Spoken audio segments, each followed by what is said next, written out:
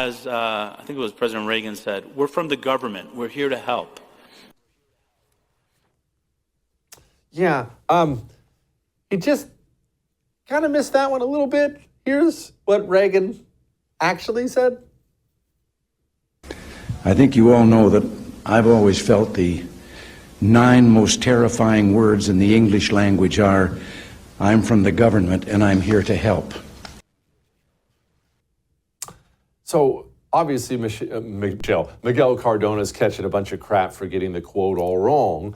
But this is a helpful little moment for us, not just so we can point at Miguel Cardona and laugh, look how dumb he is, but so that we can remember these people live in a world of make-believe because of our communist education system, an education system that is now specifically designed to make people stupid. It's not to teach them math and science, it's to make people dumb, to indoctrinate them.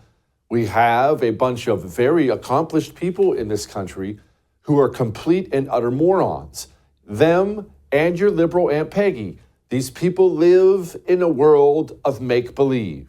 Just always remember that, and always remember stepping into that world with them, trying to meet them halfway in a world that is not real, is a pointless exercise. They can come out of that world, or we're going to have to stay separate. All right? I mean, look. What kind of education did this man get? Well, here's a little montage. What you're hearing here is all those teachers who taught him throughout the years. Students need access to healthcare to thrive in school and in life, and that includes reproductive healthcare. I respect differences of opinions. I don't have too much respect for people that are misbehaving in public and then acting as if they know what's right for kids. Our schools should not be the place for culture wars. Our parents want our children to recover from what was missed during the pandemic, for the missed instruction. They want the mental health needs of their students cared for. One thing that I know as a former commissioner of education, COVID-19 numbers will dictate how we move to reopen schools. So it's not just about what's happening in the schools, it's about what's happening in the community. You're saying, do I believe transgender girls should have access to sports? Yes, I do.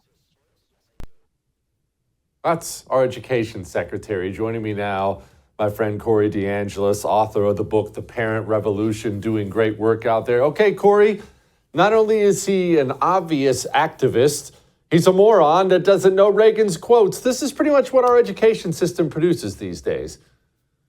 I mean, yeah, Jesse, he can't really be that stupid, can he? Well, I mean, he did go to public schools, so you can't really blame him, right? He's a walking advertisement for school choice. Maybe if he had access to a private school that taught a better education and the history of the United States in the right way, he would have not messed up President Reagan's quote so badly. But yeah, he's a walking advertisement for homeschooling and school choice. Speaking of walking advertisements for homeschooling and school choice, someone who I'm sure makes your job a whole lot easier is Randi Weingarten, affectionately known as Communist John Denver on the show. She came out and said the homeschooling is on the rise because of gun violence and bullying. This woman is something else, Corey.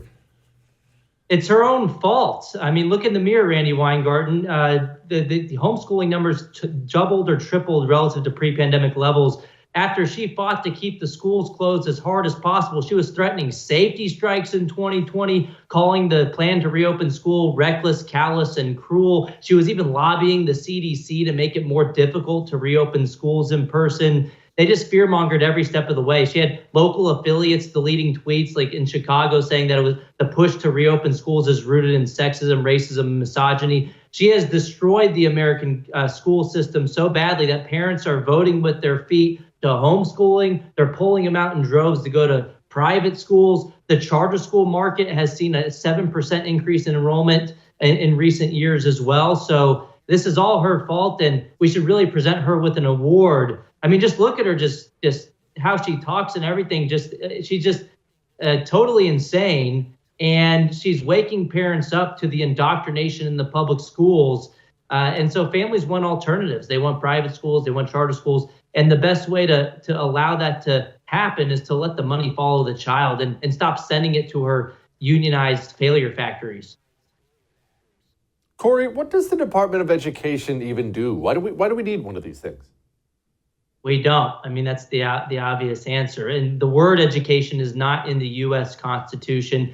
it was always unconstitutional, started in 1979. It was purported to increase student outcomes from its inception. We've spent over $1 trillion from the federal level since the inception of the Department of Ed. And the achievement gaps have gotten worse, if anything, not better. So it hasn't lived up to its purpose. Let's get rid of it, get the money back to the states, and let the individual states figure out how to best spend the money for the kids that actually live in their states.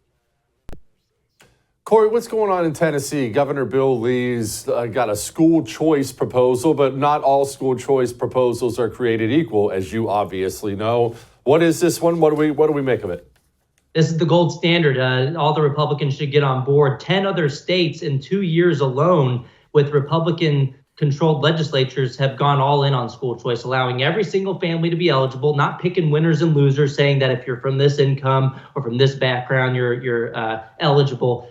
Governor Bill Lee, like these other states, is calling for universal school choice, no income caps, no restrictions on who gets access to the program. And so it's the Milton Friedman's vision for school choice. It's full-throated education freedom, and this is the way to do it. He just announced this today, and so that he might be the 11th state to go all in on school choice. It's just so interesting how much momentum has catapulted over the past couple of years because of people like Randy Weingarten showing parents their true colors and showing them that they want to focus more on their leftist values being inculcated in the government school system as opposed to just teaching kids how to read and write. Now, Corey, I can't help but look on at that Tennessee law and be pretty jealous because here I am in the red state of Texas, and we don't have a law like that, Corey. Why don't we have a law like that here? Yeah, I'm in Texas too. I'm calling in from San Antonio, Texas, and the Senate passed it easily, 18-13. Only one Republican defection. Governor Abbott was pushing it as hard as possible, called a couple special sessions on the issue as well. But you had 18 of the 21 no votes in the House were Republicans who were endorsed by the teachers union. In fact, it was the state affiliate of the largest teachers union in the country, the National Education Association. So you have wolves in sheep's clothing in the Texas House, so-called Republicans blocking education freedom, who joined all of the Democrats, including the chair of the House Democrats in Texas, Trey Martinez Fisher, who's a hypocrite on school choice, went to private school himself in San Antonio, actually, and sent his own kids to private school too, yet he fights against school choice for others. And in Texas, the main argument from these so-called Republicans in rural districts, many of them who are retiring and who are going to get primaried, by the way, because Governor Greg Abbott has already endorsed 58 House Republicans on the issue. They all support school choice. He's not going to endorse any of these rhinos who blocked his priority of school choice. But what they'll say to try to have their cake and eat it too is, well, hey, we're in Texas. We have rural areas, so I don't have to vote for this. But guess what? Florida has rural areas. Their Republicans vote for school choice. The most rural states in the country, the 10 most, already have some form of private school choice. Maine and Vermont have the oldest voucher programs in the country, much more rural than Texas.